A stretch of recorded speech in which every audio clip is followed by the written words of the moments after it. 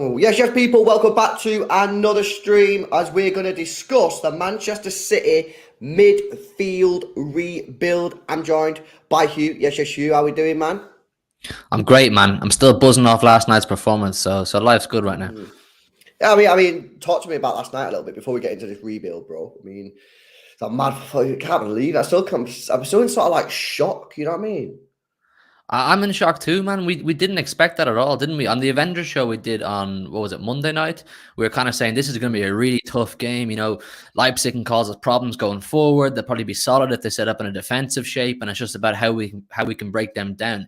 Did I expect 7 goals? Absolutely not. But listen, what a statement that was for Manchester City. For anybody who had doubts about our Manchester City gone stale, have they fallen off, there's a little reminder as to what we can do when we're on our game. And listen, certain players stood up, didn't they? Certain players showed that they have the minerals for these big occasions. And I can't not give you a little synopsis on that game without mentioning Big Earl up top. What a guy, man. What an absolute monster that guy. He was brought in for those nights, wasn't he? Because I was deeping it after the final whistle last night. I said, listen, I think you played that exact same game last year. We probably win maybe 2-0 or 2-1 or 3-1. It's not a landslide. It's not an absolute battering that we gave them last night. It's different. A number of his goals last night, we don't score. We don't score without him, and that's what we brought in to do. So listen, I can't ask for anything more. I think that's 9 in a row unbeaten, or something like that, or 5 wins in a row as well, something like that. Like, we're putting a bit of a mini run together, and this is what I want. This is what we need. Kick on with Burnley, and then start to look at that big Liverpool game. I'm buzzing, man. I'm delighted with that one. Yeah, it's 9 unbeaten, 5 in a row, 3 matches clean sheet in a row as well. So we're starting to get that little bit of a run going, because everyone's been saying about this Manchester City going to go and do this run, and I ain't really been convinced of it myself. I don't know if it's going to be necessarily like a winning run. I think it might be like an unbeaten run. Like, we're on a 9 unbeaten run now. Like, obviously we've done like 15, 16, 17 wins in the past on the bounce. I don't know if we're going to be able to do that this season. It just feels like we've not quite got that in our locker, but I think that we could potentially do like a mad unbeaten run, and obviously it was a great win last night. Fucking buzzing for it. But yeah, I mean, it's crazy victory. And you're right, Erling Haaland was brought in for those sort of games. And if you remember the Real Madrid game at home last season, we scored 6. If Erling Haaland would have been in that team, we would have scored 9.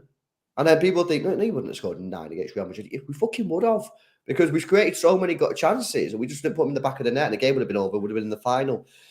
So that's why he's been brought. And he said that himself last night on the interview. I don't know if you've seen it. It was an American channel, that Paramount, CBS, whatever. They spoke to Haaland after the game and he said, you've been brought in to win the Champions League. And he didn't say yes, but he basically said yes. He said City have won the Premier League. He said they didn't need me to win the Premier League. So, and then he said, read between the lines. So yeah, he's been brought in to help win the Champions League, and obviously 7-0 last night, him getting 5 goals. Absolutely incredible. We're going to speak about the midfield though today. Loads of news going around, some McAllister news popping off, some are we in for him, are we not in for him? And we'll also speak about who might be going and some other players that are coming in. Before we do, massive shout out to the guys at BetVictor. They've got their own YouTube channel that they post their own random clips on and random videos about loads of different talking points. Again, this week, it's about the title race. It's a pretty sick video to go and watch, and it's entertaining from City fans and Arsenal fans' perspective.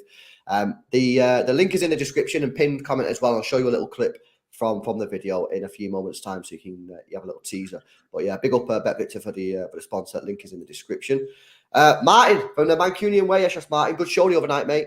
Says, hey LB and Hugh, still buzzing on last night. What a game! Atmosphere and whole night was great. Mentality monsters are loaded. That's from Martin Mancunian Way. Go subscribe to the channel. Obviously, comes on the show a couple of times now as well.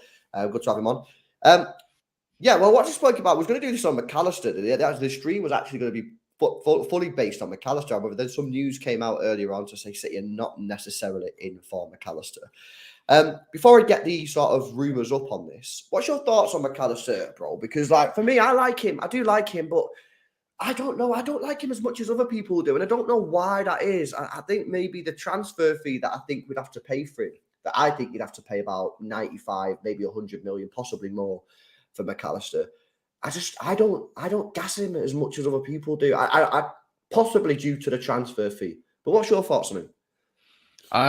This might be controversial as well, but I don't rate him as highly as maybe some people do. I think he's a very, very good Premier League midfielder, and obviously he was deserving of his place in that Argentinian World Cup winning team. But I think the fact that he's won the World Cup and he's a part of a very overachieving Brighton team, there's been a premium put on top of his head.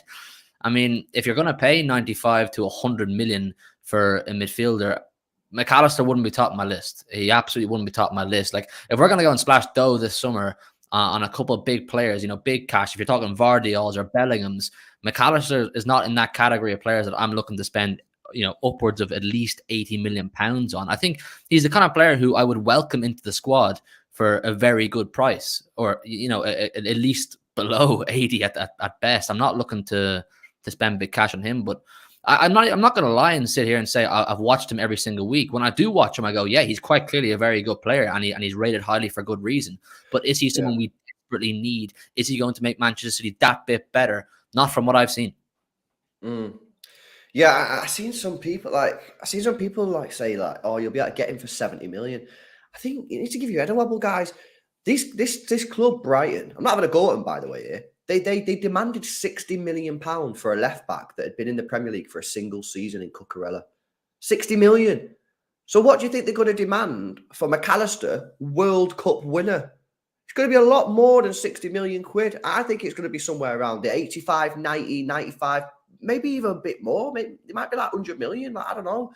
But it's going to be at least 80, 100%. And for me, I don't know. I just think 80 million for McAllister. I just think I don't know. It doesn't excite me that much. I think you get him, obviously these days are long gone, but if you could have got him for like 60 million, 55 million, I might have been interested, man. But for that sort of cash, I just don't like it at all. Just not I think dealing with Brighton and at all in this current climate is going to be pretty tricky. They know they've got possibly their best squad of all time. They know they have a number of players that plenty of clubs will be circling around this summer. Caicedo's, McAllister's, and Matoma, and other kind of players as well. They don't want to get absolutely rinsed this summer for all their best players just because a quote unquote bigger club comes in and says, right, we're taking your best player. They're going to slap a massive premium on top of all their best players' heads and say, if you, Manchester City, who we know have big cash and we know you want the midfielder, want one of our players, you'll pay silly money, simple as. I mean, if I'm not mistaken, I don't think his contract is running out anytime too soon. Do you have any facts on that? Who's this? Sorry, McAllister. McAllister. I can rapid check now on transfer. I know he joined them in 2019 and he went out on loan to Boca Juniors and then came back in January 2020. There it is. So 2025, bro. 2025. So yeah, listen, they're not in a position where they have to sell him right now, are they? They can hold out and say we want big cash from McAllister kind of thing, and they've done well, Brighton, to make these players. They don't want to lose them all straight away for cut fees. So I think dealing with them at all is going to be tough, especially like I said, when it's obvious that you're going to lose at least one of, if not both, Gundogan and Bernardo Silva. Anybody we go to and say we're thinking about getting your midfielder, they're going to say, right, big cash. What have you got to offer us?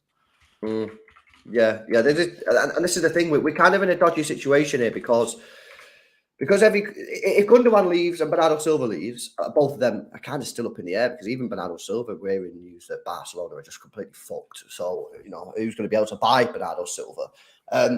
We're in a situation where everyone knows, right, that we're desperate for a midfielder. If them two players do leave, because we'll only have Kevin De Bruyne at the football club who sort of regularly plays in that position. So we need to just be careful on this, you know what I mean? Otherwise we could get ourselves in a position where we're just getting absolutely slammed on the transfer fee and just get absolutely robbed. But yeah, they've got 2 years. He's got 2 years left on his contracts at the end of the year. I mean, even if they say no, we hold out for big cash this summer, they don't get it. They'll still get 60, 65, 70 million next summer. So I think they're going to demand big cash. And for me, I personally, I'm not. By the way, guys, don't get this twisted. I think he's a good player, and I would have him at City.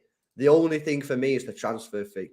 I don't want to. He's not for me. He's not more than 80 million for me, in my opinion. So that's the only thing holding me back for City going for it. But then, as some people say, well, but it's not your fucking money, so who cares? Is what it is, I suppose.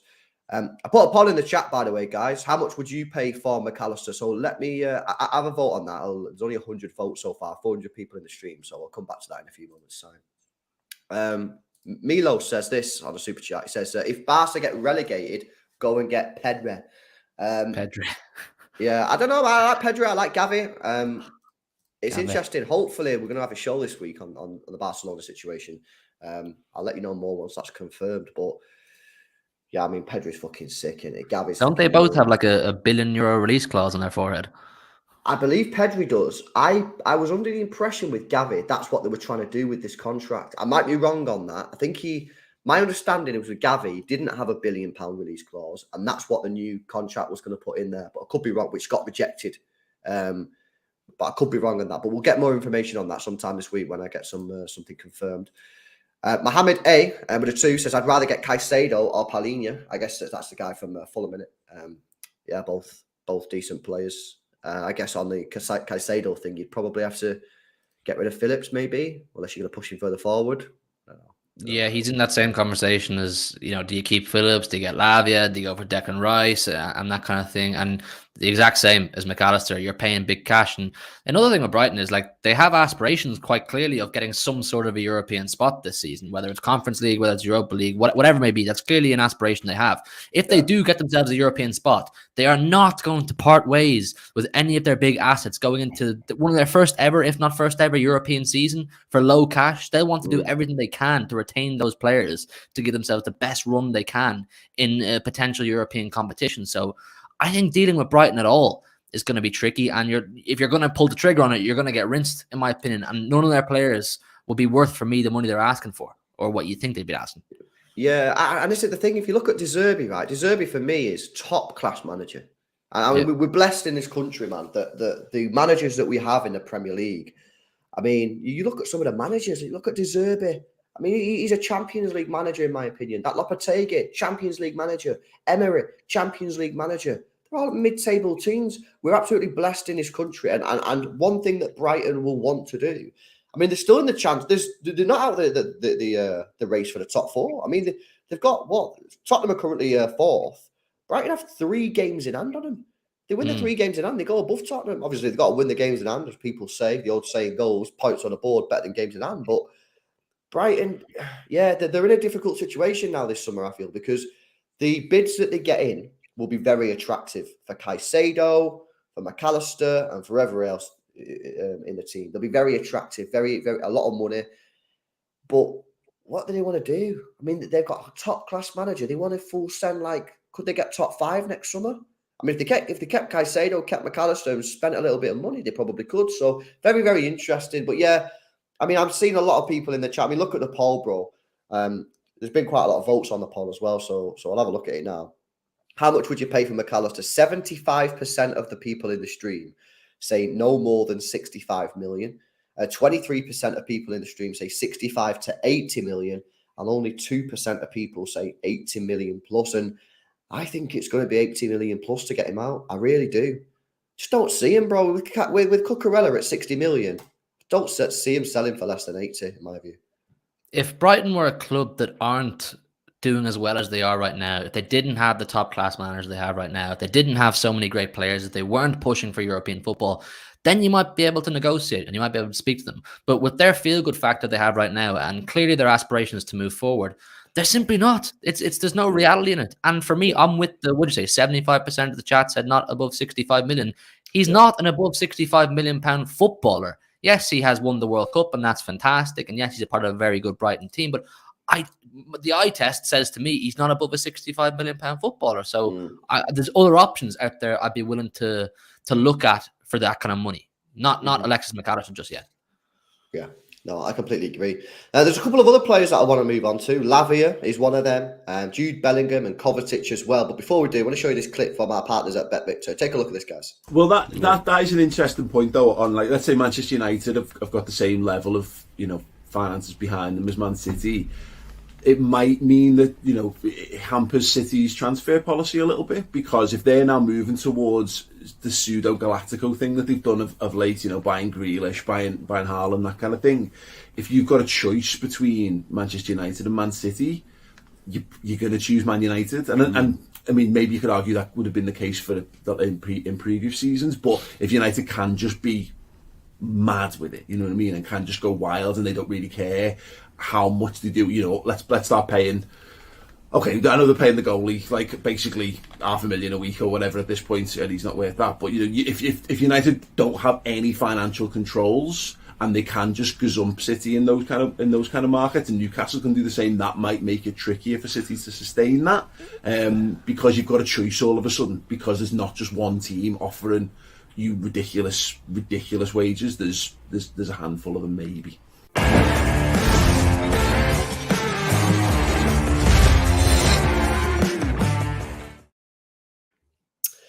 It's an interesting point. Obviously, we're hearing that, the Glazers are selling Man United, or they want to sell United, or do they even want to sell United? Is this all sorts of thing? And potentially, the latest rumours that the guys from Qatar are coming in.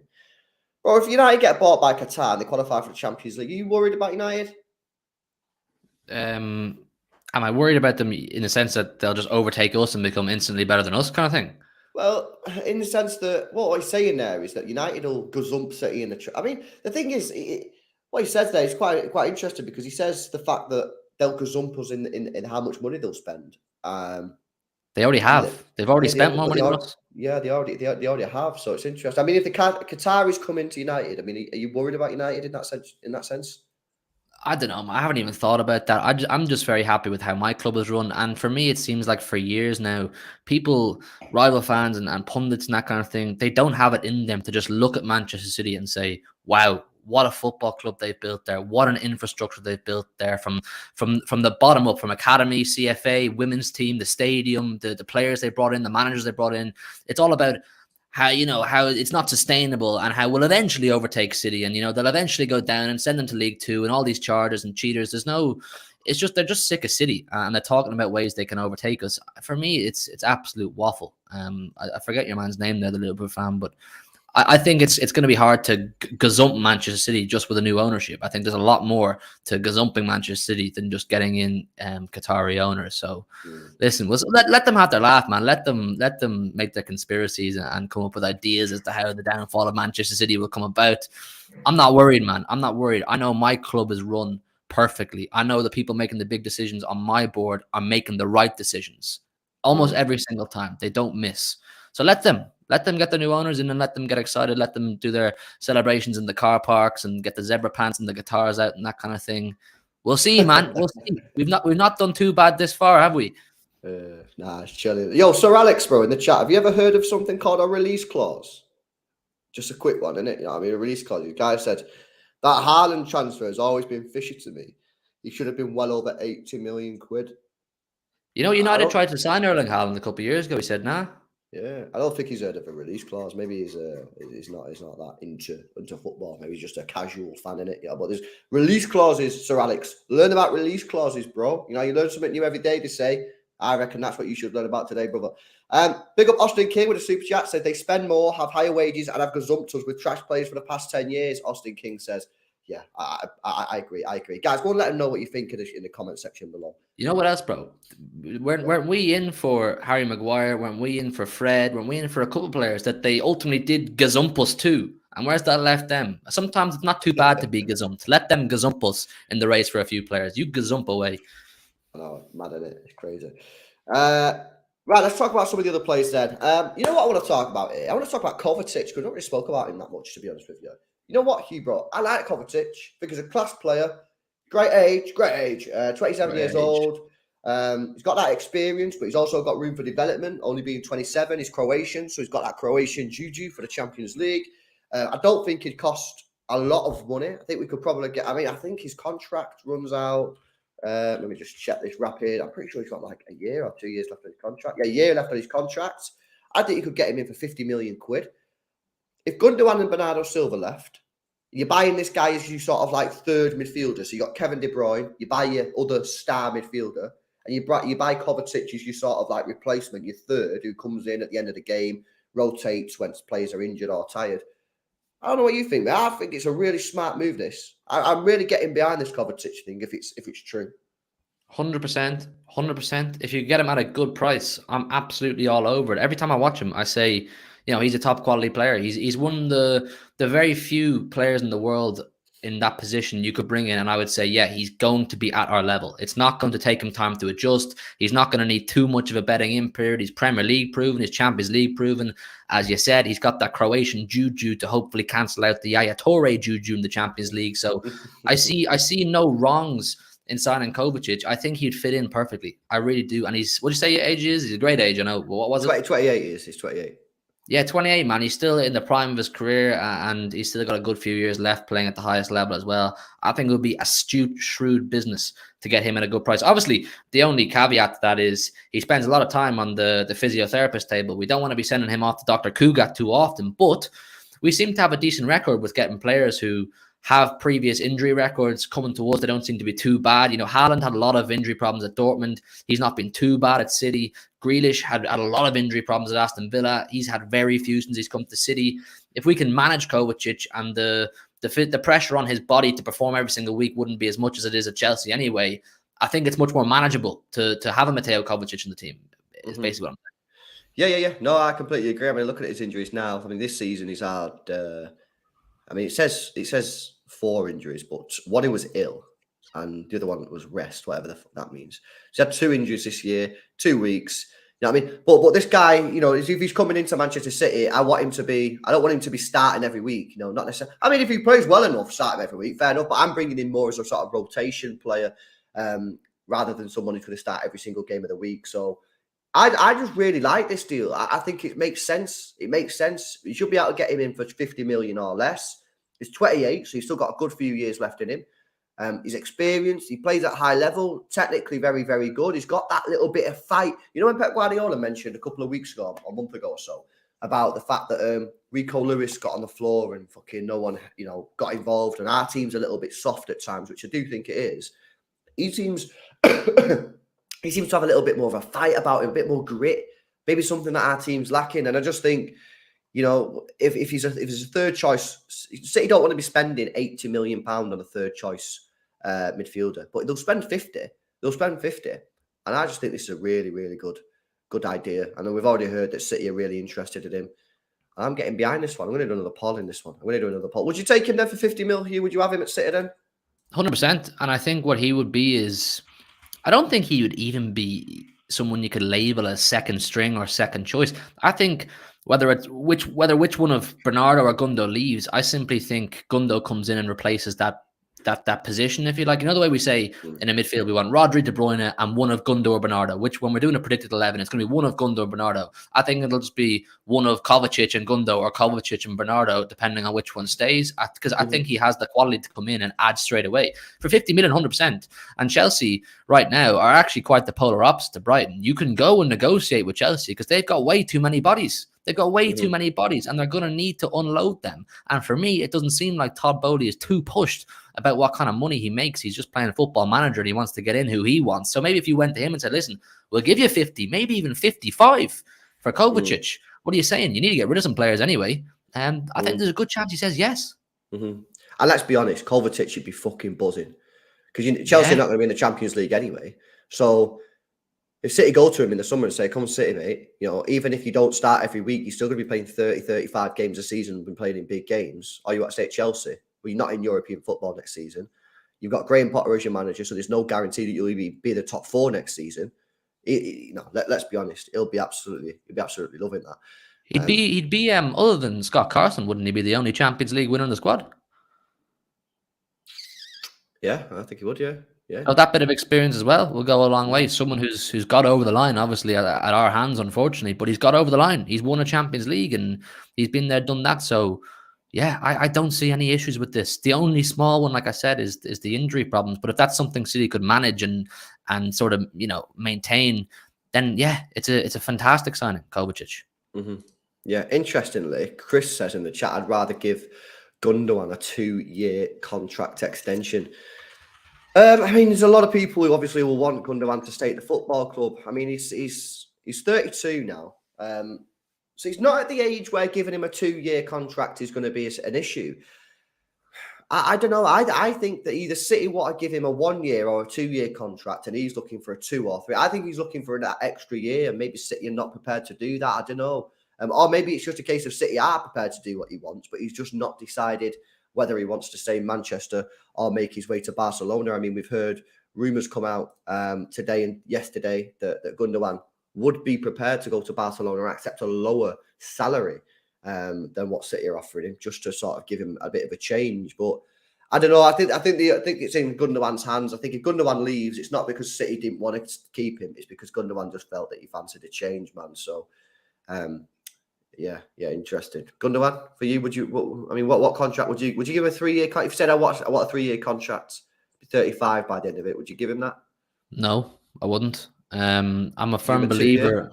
Listen, I love Gundogan. I absolutely love him. He's given me some of the best memories I've had in recent years. But if you look at the best managers and the best clubs and the way they operate, is particularly Pep Guardiola, we've learned since he's arrived, there's no sentimentality. He's absolutely ruthless. And we've seen other clubs, our most recent title rivals, Liverpool, not refreshing, not getting rid of players at the right time and holding on to players that shouldn't be there. And the refreshing process doesn't happen quick enough. And it hinders them for at least one whole season if they don't get to rebuild again. So I'd keep Gundogan for another year, but I wouldn't be giving him a big extension. I'd be looking to get in a younger midfielder who's primed and ready to play 38 games a season if needs be. Right now, Gundogan, unfortunately, he's not able to, and definitely by next season he won't be able to. I mean, we know he has an ongoing back problem that he can't shake off. Is he someone you can say next season, if there's injuries in the middle of the park, can Gundogan play every single game? Maybe, but I wouldn't be too confident about it. It's hard to say this after last night because he was excellent last night and he's had a few very good performances this season. I'm just thinking longer down the road, further down the road. No, I agree. I think sometimes when you're at an elite level football club, you have to get rid of players when it seems that they're playing very well. You can't wait for the player to dip, because if the player dips, that can affect your whole season. And I do agree in that sense that you kind of have to get rid of players just before they dip off. But that's very difficult, because who would have thought Luka Modric would have been playing until 37 years old?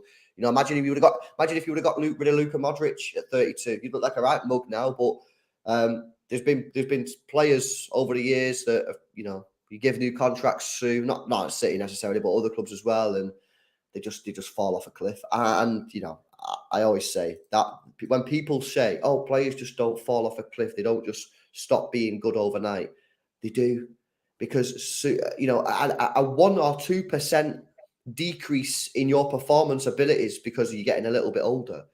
And in the Premier League, you get found out. It's that simple. You're playing an elite level sport. You know what I mean? As soon as you drop off a little bit, it's only a couple of percentage points, then you get absolutely roasted. You go for a 100-meter sprint. If you're, I don't know, 3 or 4% slower than Usain Bolt, it doesn't sound that much. Watch it in an actual race. You're quite far off. You know what I'm saying? So that's the situation, man. And I'd probably give him 2 years max. But if he wants 3, I'd probably just have to say, you know what? Thanks for everything you've done. We'll move you on. Obviously, you're on a free transfer. You can go wherever you want anyway. And we'll just go and get Kovacic, who's 28. And you could go and give him a 4 or 5 year contract and then deal with that. But it's a very, very difficult thing. And I know there'll be a lot of fans in the chat who are saying, nah, give him the 3 years because that's what he deserves. Big up Lego Sweet with a super chat, with a member chat with 11 months. 11 months, bro. One off a year. So the biggest what if, imagine if Alexis Sanchez went to City instead of United. Also, do you think Gvardiol is good enough to replace Laporte? Well, Sanchez would have smashed it at City. I'm absolutely convinced of that. And Gvardiol for Laporte, time will tell, brother. Time will tell. I mean, Laporte, it's a very sad situation, Laporte leaving. You know, no one wants to see him leave, but everyone's sort of accepted that he is going to leave. And if Gvardiol's the guy that comes in to replace him, let's see what he's about. But it's a very sad situation. I don't think anyone wants to see Laporte leave. So, Gvardiol is also still very much a kid in centre back terms. You know, he's 21. He's 21, isn't he? He's still learning his craft. So. He's still gaining experience and that kind of thing. He's definitely showing signs of someone who can probably make it to the highest level in terms of centre backs. But it's one of those ones that just time will tell. Time will tell. Will City be willing to spend that money that they're touting? Isn't it like 100-odd million, 110 million for Gvardiol? Yeah, euros. So it's about I think about 85 million quid, something like that.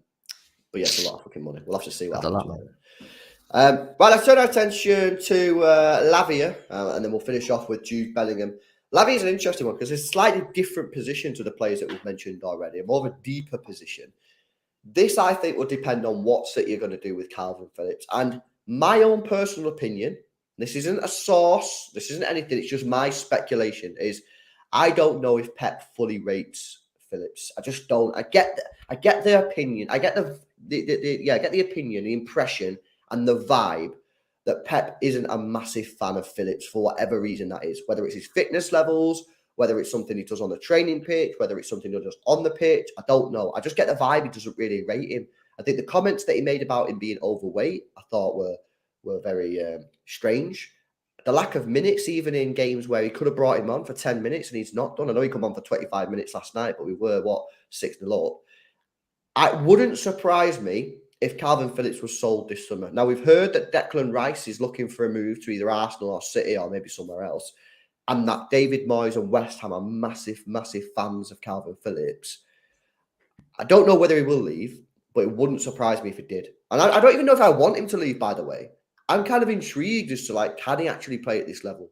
But I don't know if he'll be given that opportunity, me personally. I don't want him to leave as such, but I can see Pep's frustration. Like, the thing with Pep Guardiola is, with how often he switches up the combinations of players he uses, the tactics he uses depending on the game, he loves to have options available to him. He loves to have all his players at his disposal so he can toy around and piece his jigsaw together whatever way he wants. Unfortunately, the option of Calvin Phillips is regularly not there. So if you're not an option to Pep Guardiola to throw into a game where he might decide it suits you, you're not going to be in his good books. Simple as. I know it's harsh to say about Calvin Phillips that because you're injured, you're in his bad book, but that's just the reality with a cutthroat manager like Pep Guardiola, who wants to win every single game and likes to switch up how he plays every single game, regularly. If you're not there, you're going to piss him off. He'll get rid of you quickly and bring in someone who he can rely on. He wants to be able to rely on his players to be there. If they're not playing and he wants them to come in for a certain game, you need to be ready to come in, understand the game plan, be fit and sharp. That's what he wants. And Phillips hasn't shown he can do that consistently. Now, I will say, last night, I thought he was decent when he came on, but it's quite easy to look decent when you're 6-0 up and you're playing at home and it's all going fine and well. But I don't want him to go because I have a soft spot for him. I liked him before he came. I liked him playing for England. I liked him for Leeds. But listen, if the manager doesn't want him and the manager decides he's not reliable enough, who am I to argue with that? Yeah, I think, I don't know, man. I feel it's very, I don't know, I'm kind of torn on him, I'm torn because sometimes he's come on and I remember the Chelsea game, the Premier League game, and I think he come on, we were 1-0 up, and he was only on for 5 minutes, but I thought he looked really good, breaking up play, even for 5 minutes, thought, yeah, you know what, he looks like he could do it. And then I've seen him come on since then, and I've just been like, meh. Thought last night he was all right, but I don't know, man. I'm really torn on him. I think it's something that we don't need to get roasted on. So, for example, if we sell him, I don't think I want to be losing any money on him. If they come and was like, yeah, 30 million, I'd be like, nah, fuck that. I'd rather just keep him for a year and see what he is. Because even if we don't think he's Premier League level, or not Premier League level, but title ready, he's not that bad in the sense that we have to get rid of him regardless of the cost. So unless a team come and bid 40 million, which is what we paid, I think I'd probably keep him. The question is do people desperately want Lavia back at this football club?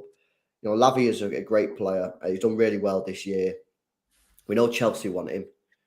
We know City have a buyback clause on him.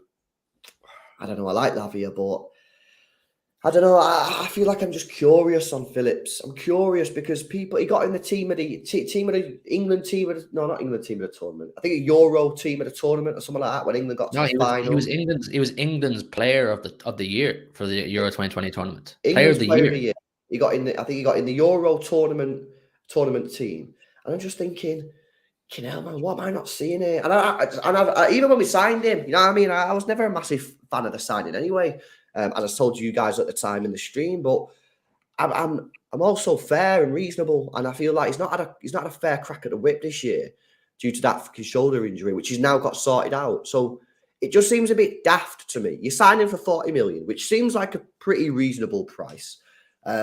He again gets this shoulder injury, which he's had a problem with for years. He's then got it properly sorted by having a proper surgery on it. And then we're just going to sell him. I don't know. I feel like, you know, I wasn't a massive fan of him, but I like to think I give people a chance, and he just not had a chance. So yeah, you know what as well? That's what I'm saying, man. And the thing is, I feel sometimes we're too quick to write players off and say they're not up to it. I mean, has he had a disaster where you'd say, Jesus Christ, Calvin, what are you doing there? No, he just comes on. He doesn't look sharp enough at times. And that's actually perfectly understandable when the geezer's not playing enough football. And I want to throw it back a couple of years to recent history. And if you remember, our very man, the main man, Rodri's first season, he used to get on my tits. Rodri used to really, really get on my tits. If you remember the double pivot of Gundo and Rodri, I'd be sitting there watching that season Liverpool won the Premier League, pulling my hair out, saying, what is this guy doing? He doesn't seem to know what he's at. But he's grown. He's grown into it. He's worked on his craft. He's understood his game. He's worked under Pep. Pep Guardiola was a CDM. If he saw something in Calvin Phillips, there must be something there. There's a part of me is saying, persist with this guy, because we may have a gem if he gets consistent football and a bit of time. Obviously, there's no real evidence to suggest that other than his England performances and his Leeds performances. But there must be something there for us to go in from in the first place. Yeah, it's an interesting one. It's certainly an interesting one. And it's a debate that I think will go on for some time, man. And obviously, we'll speak about Lavia now. But before we do, big up to Obey, member for 6 months, according to the stream, brother. Is it 6 months? Is it 6 months? It says 6 months on the stream anyway. But he's gifted 20 memberships to the chat, man. Big up, Obey. Appreciate the support, man. Thank you very much for the 20 gifted. He then says, with the 2, tell me who you want, and I'll try and get it sorted. Well, the thing is, I think that me and Hugh both kind of agree that maybe we should just give Phillips another season with a full, give him a proper pre-season. He's had his shoulder shot sorted now. Let him have a crack at the whip next year. And then let's make a decision. I don't think if we keep him, I don't think we'll be looking back next season and going, fucking hell, our season is in tatters because we didn't sign a CDM because we kept Phillips. I just don't see that being a thing. Do you know what I mean? He's not that shit. And I think that there is something in there. I think he can be a good player for Manchester City. So for me, I'd probably keep him. But yeah, that's what it is. Oh, it's a 1 year. Fucking it's a 1 year Obey's a membership. Yes, bro. Thank you for the 20 gifted as well, man. Right, okay, before we wrap up, we have to speak about this guy, man. And this is an interesting one, bro, because you know Grizz a lot more than I do. That guy is hella confident. He's hella confident, bro. You know what I mean? Every time I tweet about Bellingham on my personal account on Twitter, he's there in the comments. He's calling Liverpool. What are you saying about this Bellingham thing, man? Man, Grizz Grizz is an ITK, so he says anyway, like in the Big Six group chat, at least once, twice a week, he'll just send in a random message saying, "Hey Jude," and a red circle emoji. And then just to combat it, just to annoy him, I'll say, "Hey Jude," and a blue emoji back, and he sends a laughing emoji back. Like he's fully convinced. And the thing is, I can't really blame him. I can't blame him because it is clear that top Liverpool journalists are saying that Liverpool are pushing very hard to get Bellingham, and it looks like there's a possible green light there, or it's something that can be achieved. But then we, on the City side of things, we're being fed that we're pushing very hard, and there's a very high possibility we can get him. So it's one of those ones you just don't know. But I'd have to back Manchester City in the situation to get him. I really would. I don't care if Steven Gerrard flew to Dortmund and took Bellingham for a Nando's. I don't care if, Bellingham's father sleeps under Liverpool bed sheets. I don't care. The kid has one career. It's not going to last forever. Where is he going to go with the best infrastructure, guaranteed Champions League football, the best players in the world around him, his best mate Haaland up in front of him, the best manager in the world? It's not Liverpool right now, unfortunately. Is Jude Bellingham the man that's going to come in and completely revive Liverpool's team? I Completely. agree. This is what I've been saying, bro. He's not that guy. I agree, and this is what I've been saying about the Bellingham thing. Is that, like, from a Liverpool point of view, this is me trying to be logical here, yeah. If Bellingham comes in, I still think they need to spend another fucking 100 million on that team. Maybe 150, maybe 200 million. I don't know. You name your price. Do they have them kind of cash in the bank? Apparently not. The FSG apparently don't want to sell the whole club. So you're telling me that someone's going to buy 49% of the club, own a minority stake in the football club, and then start spending 100 million, 200 million pounds when they don't even fully own the club or don't have control?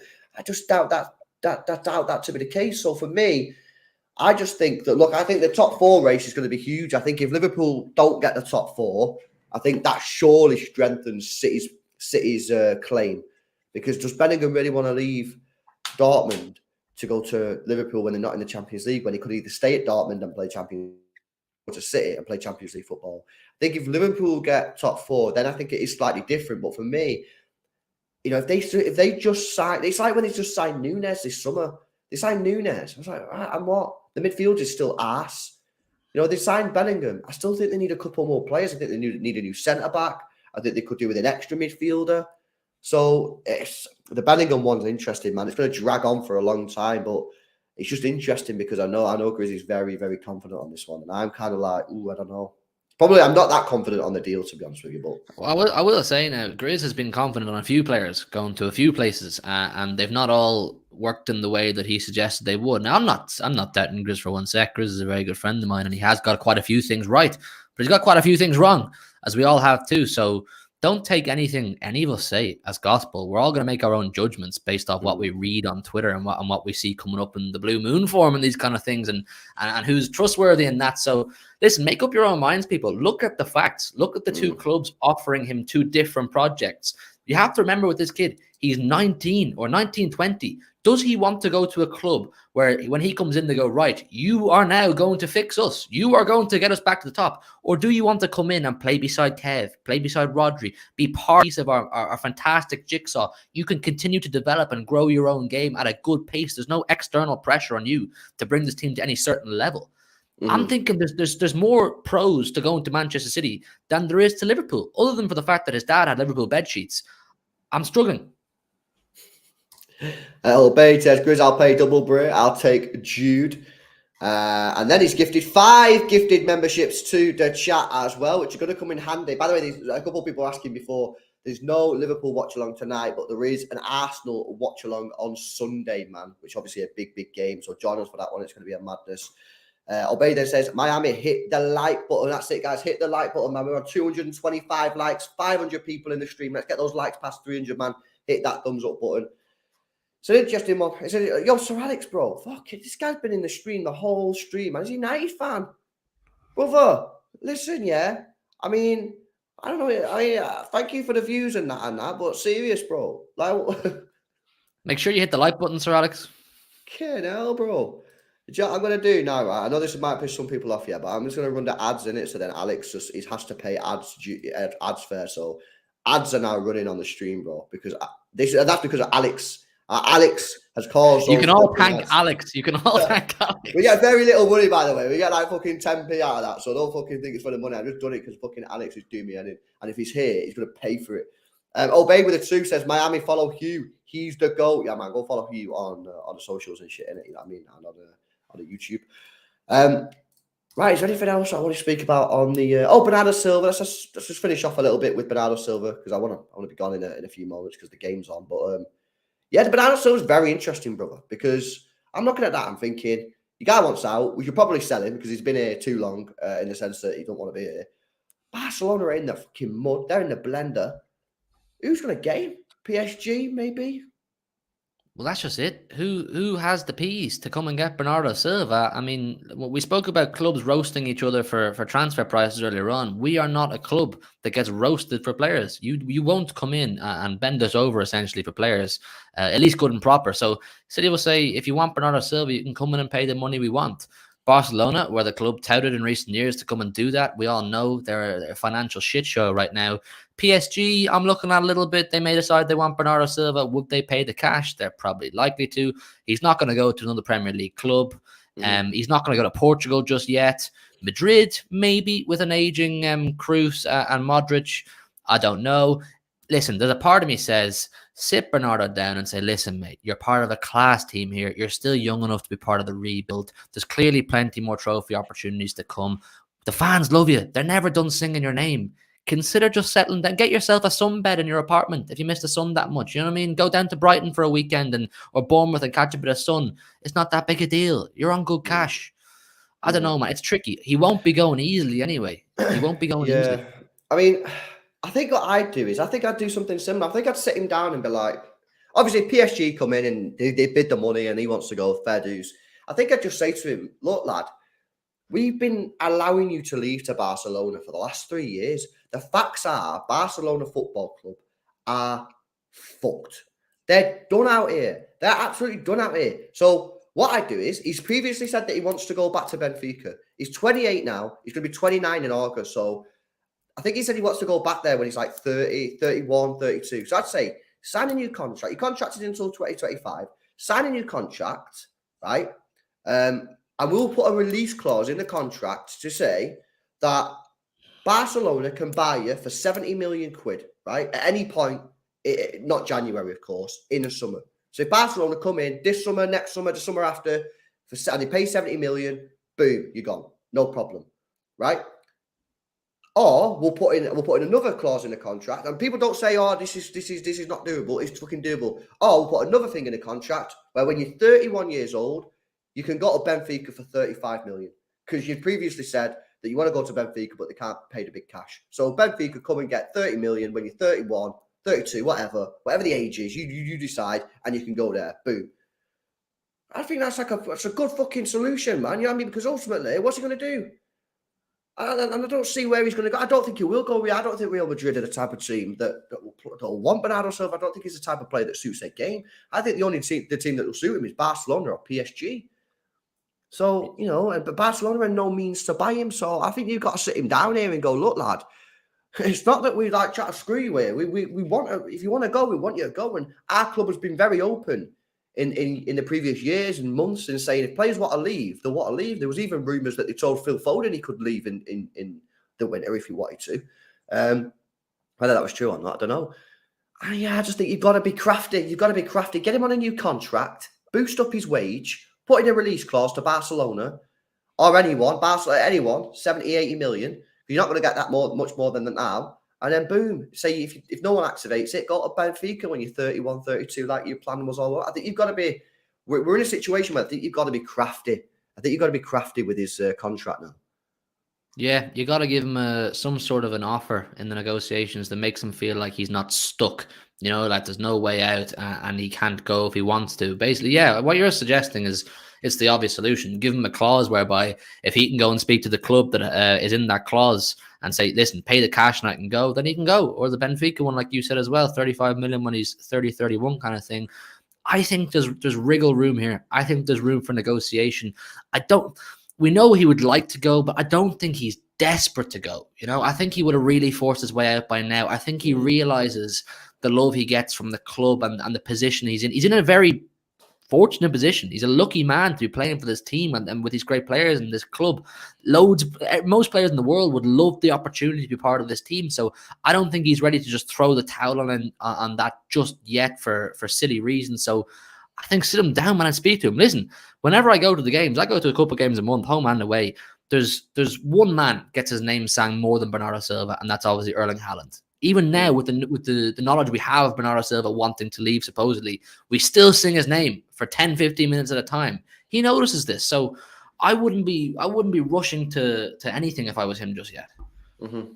Yeah, it's a very interesting one. And I think you've got to be crafty with it. It's going to be interesting to see what City do in the summer with him. And I think it won't necessarily be down to City. I think does anyone actually want to buy this guy? You know, it'd be interesting to see. Pardon me.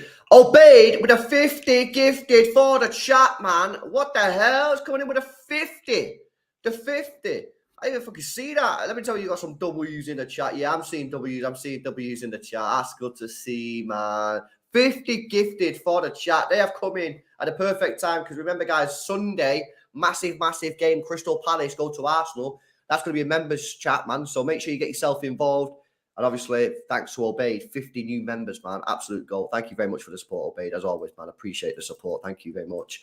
He then says, with a 2, that's for Hugh. He says, follow him for the W. Hugh, we got you, Brit. That's what he's saying, bro. That's what he's saying. Obeyed support, man. What a goat, man. Obeyed's a City extra goat, man, isn't he? He's a legend. He's a legend guy. He's a legend guy. Right, buzzing. I think that's pretty much time, and then we can finish up now so people can go and watch the Real Madrid-Liverpool game, which is going to be a cracker. You watching it, bro? Yeah. 100%, man. I'm excited for it because there's a part of me thinks, could they pull off a madness? But I'm also looking forward to some tears when they got knocked out, hopefully. Yeah, I know. Big up, man. Thank you very much for joining me on this one, bro.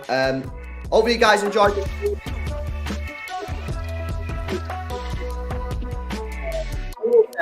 Get in the comments, let them know who sent you, like their stream, subscribe to their channel, subscribe to this, like this stream as well. And guys, we'll see you tomorrow. Peace out, man.